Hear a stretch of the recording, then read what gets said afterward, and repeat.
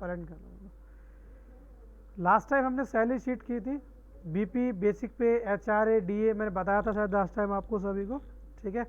उसके बाद कोई भी ले लो, टीए ले लो, डब्ल्यूए ले लो, ईए ले लो, एमए ले लो, ठीक है ना। आपका बीपी मतलब basic pay, house rent allowance, dearness allowance, TA मतलब ट्रैवल हो गया, वॉशिंग हो गया, आपका एजुकेशन हो गया, एमए हो गया, उसके बाद जीएस आगे ग्रोस हो गया। जो भी अलाउंसेस आपको मिलते हैं उनको एक जगह लिख लो। मैंने उस दिन ही बताया था, या अभी दोबारा बता रहा हूँ कि ऐसा कंपलसरी नहीं है कि आपको एजुकेशन का अलाउंस मिले ही मिले, आपको मेडिकल का अलाउंस मिले ही मिले, आपको मिलने की बजाय कट भी सकता है आपकी सैलरी से, ठीक है ना। तो सीधा सा कॉन्सेप्ट है, मिलने वाले एक जगह और कटने वाले एक जगह, ठीक है। अब किसी पर्सन की बेसिक पे जो है वो है आपकी 10,000, ठीक है। हमने कहा एचआरए हम देंगे 40%, कोई दिक्कत नहीं है, इजिकल टू बेसिक पे का इंटू किया कितना 40%, कितना निकल के आया आंसर 4,000, कोई दिक्कत नहीं। अगर किसी की सैलरी 20,000 है तो उसको 20,000 के हिसाब से मिल जाएगा, अगर किसी की सैलरी 50,000 है तो 50,000 के हिसाब से उसको मिल जाएगा, कोई दिक्कत वाली बात नहीं है। प्रॉब्लम क्या है? प्रॉब्लम ये है कि अगर किसी की सैलरी 10,000 रुपये है जो छोटी पोस्ट पे है, उसको हमने दिया 40%, हमने कहा ठीक है। लेकिन जो एक बड़ी पोस्ट पे है, जो एचआर है, मैनेजर है, या और भी बड़ी पोस्ट पे उसकी सैलरी 50,000 है, हमने उसको भी दिया 40%, मतलब हम इक्वल दे के चल रहे हैं। तो क्या ये सही है? इक्वल तो नहीं मिलना चाहिए। जिसकी सैलरी कम उसको कम, जिसकी सैलरी ज़्यादा उसको ज़्यादा। क्यों भी? जो छोटी पोस्ट पे है, जो पियोन है, जो गार्ड है, या जो और छोटी पोस्ट पे है, उसको कम एचआरए मिलना चाहिए, या जो भी अलाउंसेस है। और जो ज़्यादा बड़ी पोस्ट पे उसको ज़्यादा मिलना चाहिए, क्योंकि जो ज़्यादा पढ़ा लिखा है या जिसकी सैलरी ज़्यादा उसको ज़्यादा मिलना चाहिए, ठीक है। चलो, मिलना चाहिए नहीं मिलना चाहिए, गलत है सही है वो एक अलग बात है, हम नहीं कहेंगे कि ये गलत है या सही है। बात यही है कि अभी आपने जो किया है वो फिक्स किया है कि हम सबको इक्वल देके चल रहे हैं। लेकिन आपको अगर कभी कंडीशन लगानी पड़ जाए कि हमने बोला कि जिनकी सैलरी 40,000 से ज़्यादा होगी उसको हम देंगे 40%, ठीक है।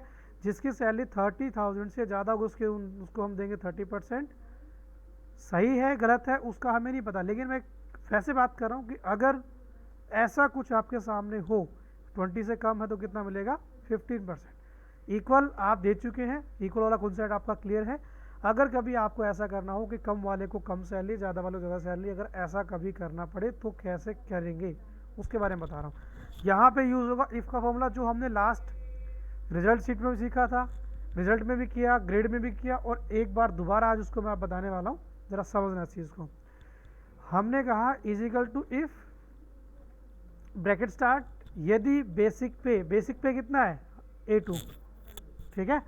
यदि बेसिक पे अगर ज़्यादा होता है कितने से 40,000 से, तो बेसिक पे का कितना परसेंट 40%। क्लियर है? मैंने क्या कहा? यदि इस सेल में जो लिखा हुआ है, क्या लिखा हुआ मुझे नहीं पता, अगर वो ज़्यादा होगा किससे 40,000 से, ठीक है, तो कोमा उसी का कितना परसेंट 40%। अब ये क्या है? बेसिक पे है, तो सीधा सा यही है कि हमने यही तो कहा कि बेसिक अगर 40 से ज़्यादा हो तो 40%, 30 से हो तो 30%, 20 से ज़्यादा हो तो 20%, 20 से कम हो तो 15%, यही बोला और यही मैंने लिखा आपके सामने। कंडीशन एक लग चुकी है, चलो कोमा लगाया, दोबारा लिखते हैं। ये तो कंडीशन आपकी होगी 40,000 की, हमने दोबारा इफ़ लगाया, ब्रैकेट स्टार्ट किया और हमने कहा यदि हमारा बेसिक पे अगर ज़्यादा होता है किससे 30,000 से, तो जो बेसिक पे है उसका कितना निकलना चाहिए? तो आपका 30% निकलना चाहिए, ठीक है। दोबारा रिपीट करते हैं, equal to if bracket start, यदि बेसिक पे अगर ज़्यादा होता है, ज़्यादा हो या बराबर हो, अगर मैं कहता हूँ 20,000 से ज़्यादा या 20,000 से कम, तो उसमें 20,000 यानी 20,000 इंक्लूड नहीं होता है। ये बात हमेशा ध्यान रखना, पता है आपको। हमने बोला 10 से ज़्यादा, फिर हमने बोला 10 से कम, तो उसमें 10 इंक्लूड नहीं है।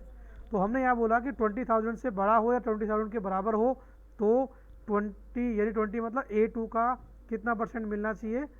20% मिलना चाहिए, ठीक है, डिवाइड बाय 100। अब last condition if bracket start, यदि A2 अगर छोटा हो, ठीक है, किससे 20 से, तो किसका A2 का ही कितना परसेंट? आपका 15%।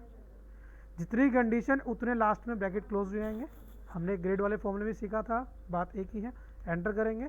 अब आपको ज़्यादा सोचने की या कैलकुलेशन करने की ज़रूरत नहीं है, आपने कहा कि जी हमारी सैलरी 35,000 है, जैसे आप यहाँ पे 35,000 लिखेंगे, यहाँ पे अकॉर्डिंग टू सिचुएशन 30 से प्रॉब्लम कितना मिलना चाहिए 30, अपने आप कितना निकल के आ गया 10,500 रुपये।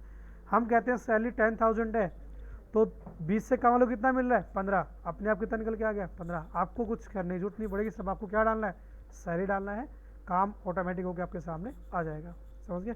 सेम हम कहते हैं डीए के अंदर, अगर डीए के लिए भी हमने कंडीशन रखी, अगर सैलरी 40 से ज़्यादा होगी तो हमने बोला 30% देंगे, इससे ऊपर होगा तो हम देंगे 25%, फिर हमने लिखा 20, फिर हमने लिख दिया यहाँ पे 15।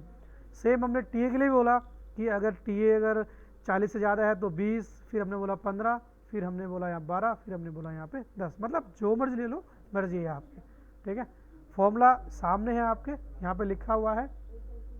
A2 की जगह आपको लिखना है बेसिक पे, ठीक है। एक बार दोबारा लगा के दिखाता हूँ फटाफट से, जल्दी से देखना जरा। हमने कहा यदि A2 अगर बड़ा हो 40,000 से तो A2 का कितना परसेंट, कितना बोला है 30%, ठीक है। फिर कोमा, फिर इफ यदि A2 अगर बड़ा हो कितने से 30 से ज़्यादा तो A2 का कितना परसेंट, कितना परसेंट A2 का 30 हो गया, 31 क्या 25%, ठीक है 100। फिर दोबारा इफ ब्रैकेट स्टार्ट, यदि A2 अगर बड़ा हो कितने से, बड़ा हो या बराबर हो 20,000 के, तो A2 का कितना परसेंट 20%।